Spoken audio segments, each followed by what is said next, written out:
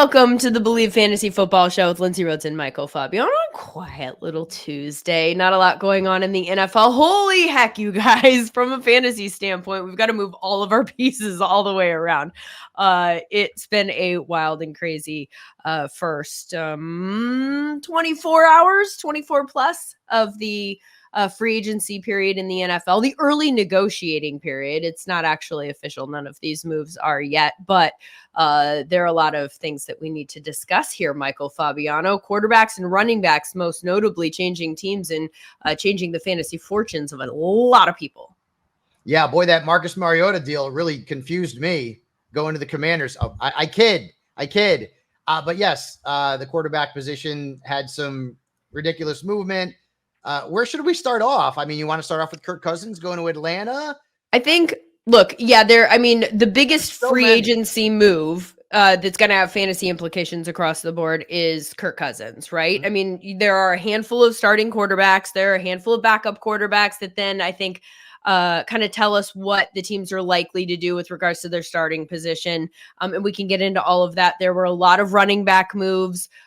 People saying that it was like a really good day for the running back market. I don't totally necessarily see it that way, but there certainly were a lot of running backs that got deals on day one of free agency. But I think Kirk Cousins is the biggest name in fantasy. Don't you agree? And he got a lot of money for a guy who's going to be 36 and is coming off an Achilles. But it's the move to Atlanta is good across the board, except I would suggest that it devalues Cousins a little bit.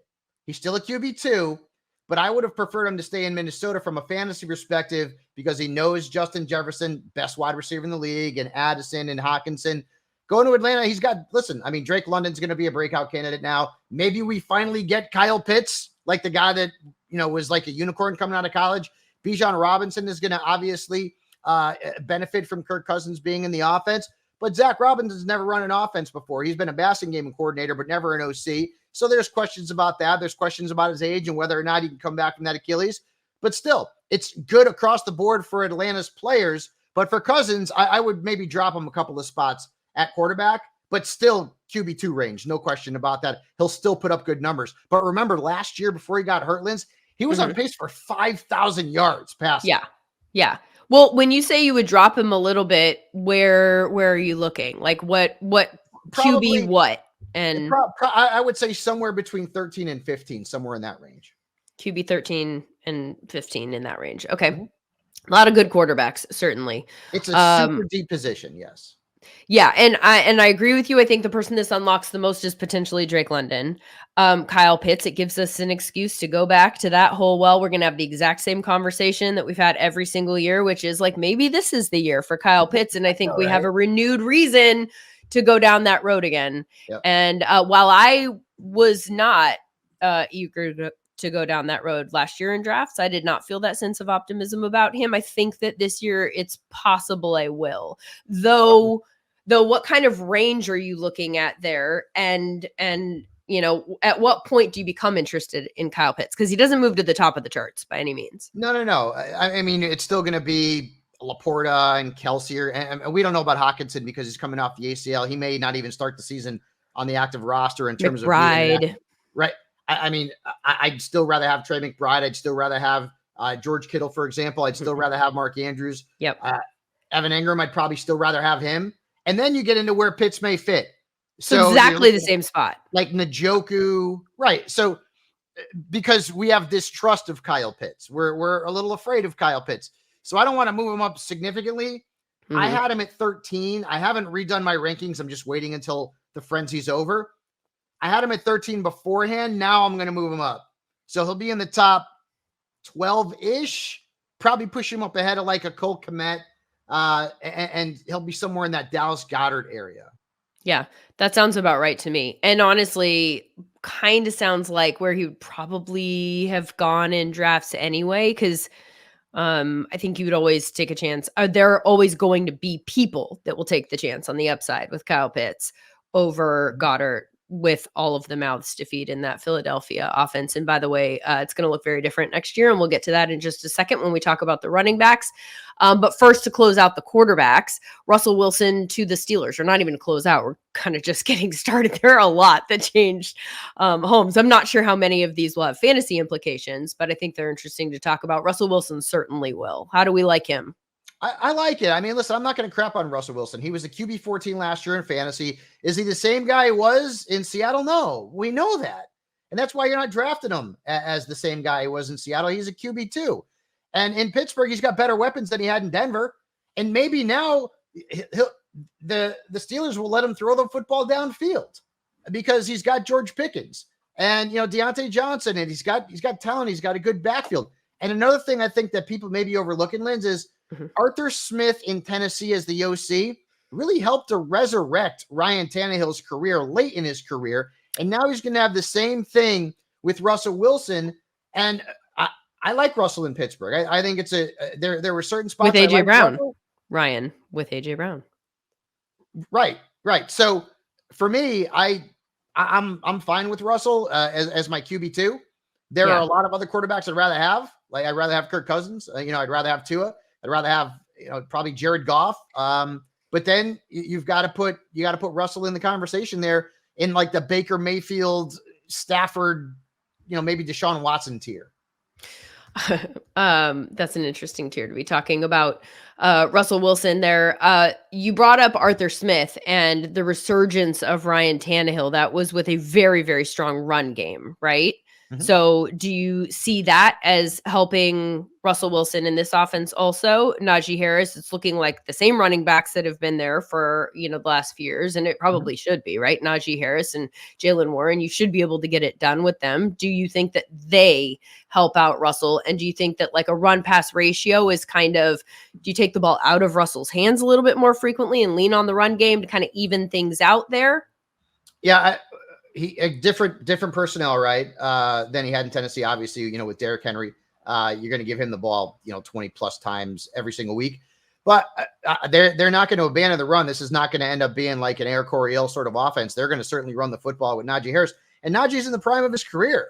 And I know in fantasy he hasn't been as good as he was as a rookie, but that's because he hasn't been utilized as a pass catcher. They also have Jalen Warren as well, so I think it's going to be a balanced offense, but I think Russell Wilson's going to be allowed to take more chances downfield. And remember, Russell Wilson had more touchdown passes last season, Linz, than the Steelers had in like the last 2 years, like combined. Yeah. So it's going to be a way better offense. I know Russell Wilson's not the same guy.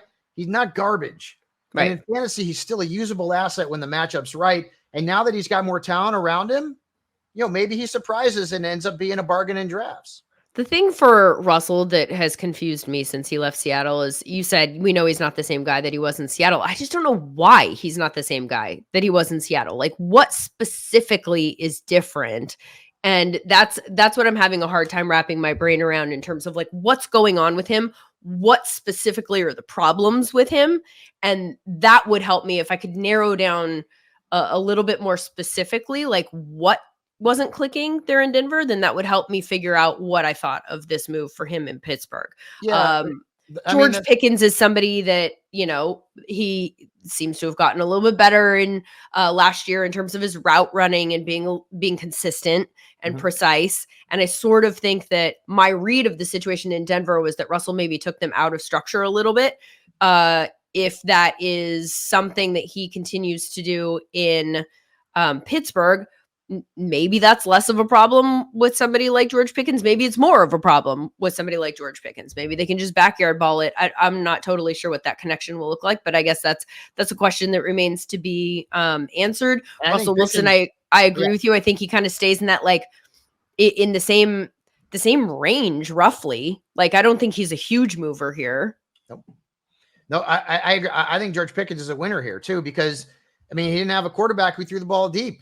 And George Pickens will beat you in the vertical game. There is and now like he's got a guy who will take chances, downfield. So that's big. That's a big part of Pickens's game. So if he's able to gain a rapport with Russell, and they can put a good connection together, I think Pickens is a winner. Deontay Johnson, obviously, I think he'll be better without Pickett and with Wilson under center. Freiermuth as well. But bottom line here is that I think this is a win for the Steelers' offensive players from a fantasy perspective. It's not going to thrust them into like elite levels. I mean, I'm not going there, but certainly maybe be a little bit more consistent. And as I look up a stat that I pulled from last year, Russell was 13th among quarterbacks who had a minimum of 200 pass attempts in passing yards on throws of 20 plus yards. Kenny Pickett was 29th. Yeah. And Wilson more than doubled up Pickett in passing yards, pass attempts of 20 plus yards last year. That's big for George Pickens. Hey, Fabs. This won't be breaking news to people when they're listening to this podcast because it will be later, but it's breaking news right now. Should we do the breaking news music?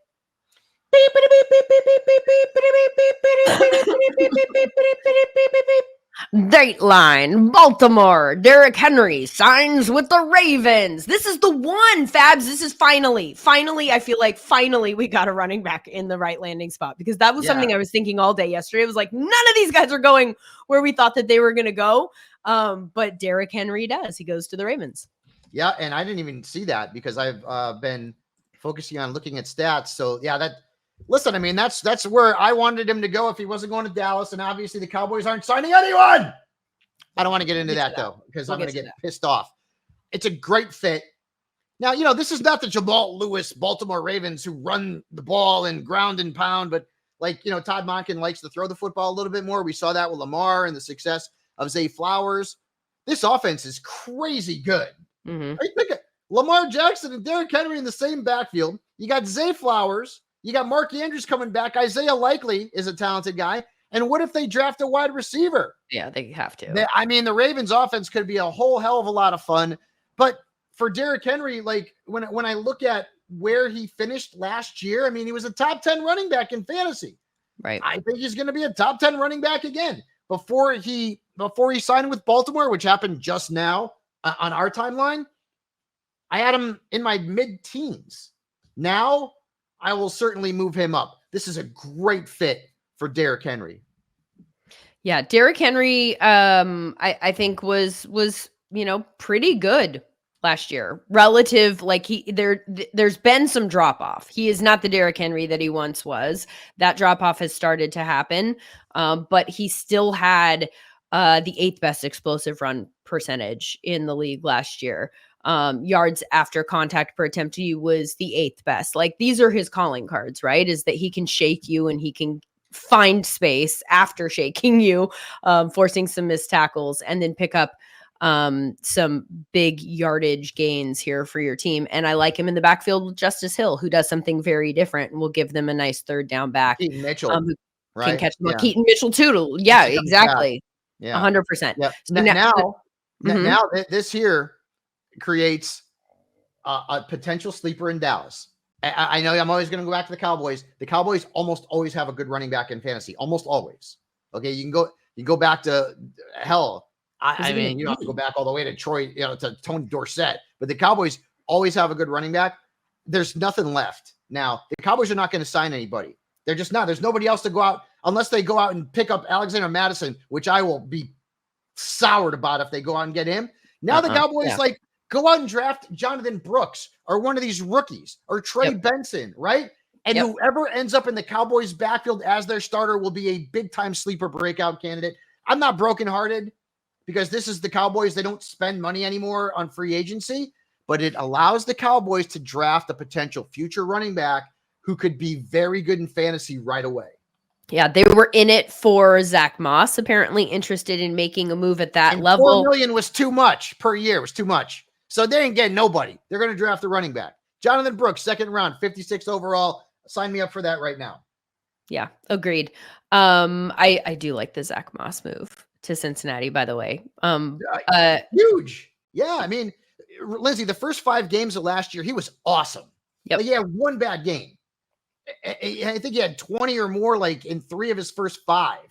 And so now he goes to Cincinnati, where he's going to be the guy unless the Bengals do something else in the draft. But why? I mean, Zach Moss proved that he could be what's crazy is that he's a journeyman running back. This is his 3rd team in 3 years. Isn't but it? Now, But I like Chase Brown too. I think Chase Brown is like Austin Ekeler light, be another weapon. They signed Gesicki too, which was probably the best spot Gesicki could land in. Not that I'm saying that he's going to end up being like a superstar type of guy, but I mean, maybe he'll get some targets, not like in Miami or in his last year there in New England. If the Bengals don't have to trade T. Higgins, which hopefully they won't have to, all of a sudden that Bengals offense is going to be pretty damn good. And I think Zach Moss is going to end up being like a breakout candidate type and could be as high as an RB2 in fantasy drafts. Yeah, I'm just excited to see Gesicki and Jamar Chase gritty together. We're going to get back to the running back conversation here. First, though, I want to remind you that BetOnline continues to be your number one source for all your basketball wagering needs, including pro and college hoops throughout the year. With up-to-the-minute odds, stats, and trends, you can follow your favorite team's path to the playoffs with in-game live betting contests and all the best player props. Experience the world's best wagering platform anytime from your desktop or your mobile devices. Head to BetOnline today to become part of the team, and remember to use the promo code BELIEVE for your 50% welcome bonus on your first deposit. BetOnline, the game starts here. Okay, so we've kind of cracked the running back conversation. Now we'll get back to the other quarterbacks in just a minute. But since we broke open the running backs, talking about Derrick Henry going to the Ravens on a 2-year deal worth up to $20 million. That's the language that I'm seeing right now. Pretty good for a 30-year-old running back. Well, so, all of these deals, I would say we need to kind of wait. You're going to hear numbers, especially when I see a worth up to, it's not an actual $10 million a year deal, right? Like, but he gets $9 million guaranteed this year. So that's pretty good for a 30-year-old back. Pretty good. So it could be a 1-year, $9 million deal. Like that's, some of these deals you have to just, hit pause on the money because it's coming out one way. And then you take a look at it and all of a sudden you like open it up and go, oh, there's a bunch of void years. It's really a 1-year deal.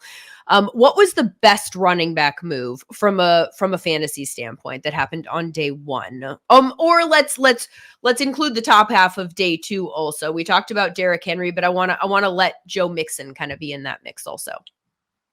Saquon going to Philadelphia is, oh God. I mean, Mike Tannenbaum said that Saquon's now the number one running back in fantasy football when he was on ESPN. I love Mike. I disagree with him, but Saquon moves up, man. Like, think about it. The last couple of years, he's been playing in a garbage offense with a trash offensive line. Yeah. And he's still been relatively productive. Now he can go to Philadelphia. Now, I mean, Jason Kelce obviously retired, but the offensive line we would expect is still going to be very good. Their offense is crazy good. Does he lose some touchdown opportunities near the goal line of Jalen Hurts? Sure, but is Hurts going to score 15 rushing touchdowns again? No. Saquon, and it's not like Saquon's like value moved up exponentially. He was still very good, but now, I mean, hell, in Philadelphia is going to be even better. So that one really pops for me. Saquon going to Philadelphia, and then he's got 2 games where he's going to crap all over the Giants, right? So that's going to happen. So I think Saquon, not that his value moved up the most, but that one there is like, whoa, like now in Philadelphia, with that offense around him and a better offensive line than he ever had in New York, giddy up, man. Saquon's going to be a good Joe Mixon. I don't know that his value goes up, Lindsay, but it doesn't go down. Houston went from having a fantasy wasteland to now having a QB1 in fantasy, a QB1-2, a running back 1-2, a wide receiver 1, a wide receiver 2, and a tight end 1-2. That offense all of a sudden is extremely, extremely talented and chock full of fantasy love. I think his value does go up probably. Joe Mixon? I don't know that it does because he was a top 10 running back last season. I don't know how much higher he can go, right? I'm trying to think of like where, at what point when you're looking at running backs on the board, you're interested in grabbing Joe Mixon.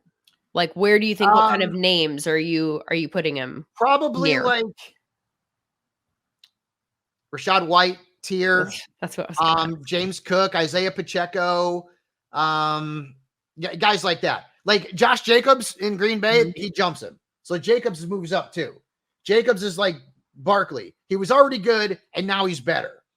But Mixon's not in that crowd. I think Mixon is more of like a high RB2. Or if you go 0 RB, well, you can't go 0 RB and get Mixon as an RB1. But like if you take 3 wide receivers in the first 3 rounds or 2 wide receivers and a running back, like then in those cases, Mixon will be your RB1. Yeah. But Houston's offense is going to be great. Again, he helps CJ Stroud as having a reliable backfield mate. Singletary was okay last season, but he's not Joe Mixon. Joe Mixon's averaged 15 or more points in 4 straight years.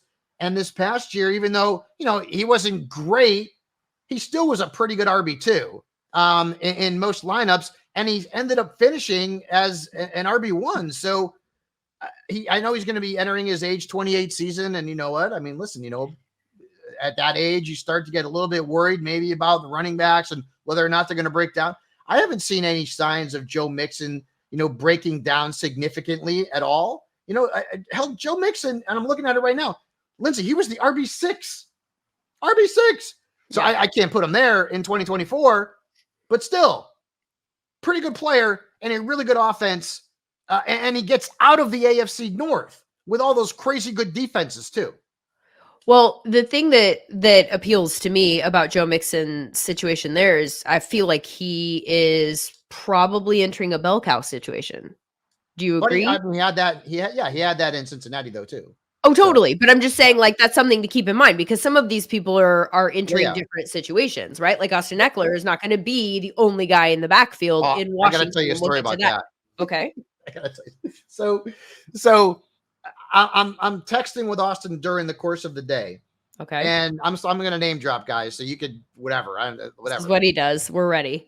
So between him and Seth Rollins, we're texting. I'm texting both of these guys all day long because Seth's all excited about DeAndre Swift and the Bears and everything else.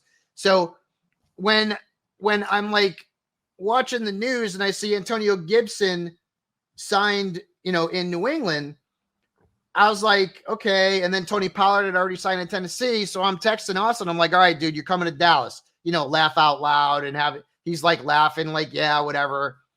And then when Gibson went to New England, I'm like, I texted him and I'm like, you better not go to Washington, dude. And he like laughed. And, he said there's a few teams that we're talking to. And when he said that, I kind of figured Washington was one of them. Yeah. I figured Washington was one of them. And then obviously watching, Twitter and stuff like that or X. And I say he signs with the Commanders. I'm like, you son of a biscuit. So I like texted him. I'm like, you did that on purpose, didn't you? And he was laughing. He's like, that's right. I did it to spite you, which is obviously a joke. But I don't want to see him in Washington. Like, I don't want to have to face him twice a year. Although now I got a good opportunity to maybe go to a Cowboys game when the Commanders are playing them. So, maybe I'll try to get out of my my studio cell that it becomes. You can't do that. Well, you can't do that because you're going to go in your stupid Cowboys jersey. But like, I'll go to Dallas. I'm going to go to Dallas. I'm not going to go to Washington. I've actually I went to FedEx with a Cowboys jersey on a long, long time ago. This was like during the Romo time. It was actually the year we were 13-3 and then got beat by the Giants in the playoffs. But I'd probably go to Dallas. I haven't been to Texas Stadium for a Cowboys game. I've gone for WrestleMania. But that's it. So yeah, I understand this. I'm just saying, are you trying to go like through Ekeler? Or are you, because if you go through Ekeler, if you're like, hey, Ek, can I get tickets? I'm going to come watch you play the Cowboys. Don't you dare show up in a Cowboys jersey. If I go you dare. If I go to the Commander side of the field, there's going to be mostly Cowboys fans anyways. Bro, absolutely not. You're not. Anyways. Okay? Let's just clear that up right now. Well, then, but I was like, I was like so mad because I wanted him to go to Minnesota. Like that would have been a perfect fit for him. And, listen, God, I love Austin Ekeler. He's a great guy. And I wrote up, the column on Sports Illustrated about Ekeler going to the Commanders. And I got to be honest with you. I love Austin Ekeler. I don't love the fit. But this is a good fit for him in a real football sense. Lindsay, why? He doesn't want to be a featured back. Right? I mean, we've interviewed him and he has said, I don't want to be a featured back. I know I've only got a few more years. I don't want the punishment on my body. So Brian Robinson's going to be the guy who's going to be the bruiser. Eckler's going to be a better version of Antonio Gibson. But I got to be honest with you. I mean, this is a guy who was the RB1 in 2 of the last 3 years. I don't see Austin Ekeler getting drafted as anything more than a low 2 or a high 3 at the running back position in 2024. And it pains me to say that. But at this point of his career, that's kind of where he is. And now that he comes in, forget about Brian Robinson breaking out. It ain't going to happen. Oh, that's an interesting point about the effect that it has on Brian Robinson. I do think, obviously, Ekeler in that role feels like an upgrade from Antonio Gibson, who's been Yes, yes. pretty inconsistent for us in fantasy. I don't know that we've felt really comfortable using Antonio Gibson in that role. Once you put Austin Ekeler in that role, we feel a lot better. And maybe it's kind of like a James White type role in, from a fantasy standpoint. Do you think it feels like that? Yeah, I mean, and James White had some, a couple of pretty good fantasy seasons as well. So yeah, if you're in PPR, I think Ox is going to be fine. And maybe he's going to be a bargain for you. He might possibly be a bargain for you.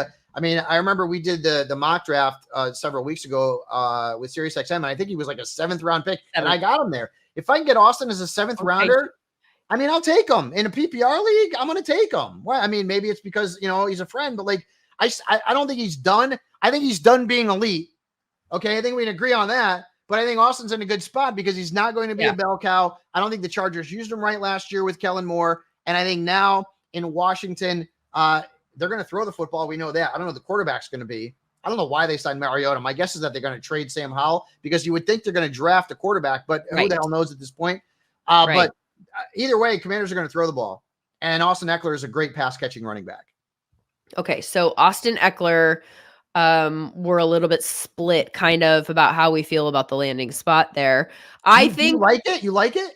So no, I'm saying I think we like there's pros and cons is what I mean. Not you and I disagree. Although okay. I think to a degree, I think I like him in a defined role better than I like him in some sort of vague feature back situation where I'm just left to figure out what that means, because I think that there are certain things he does better than others on the football field.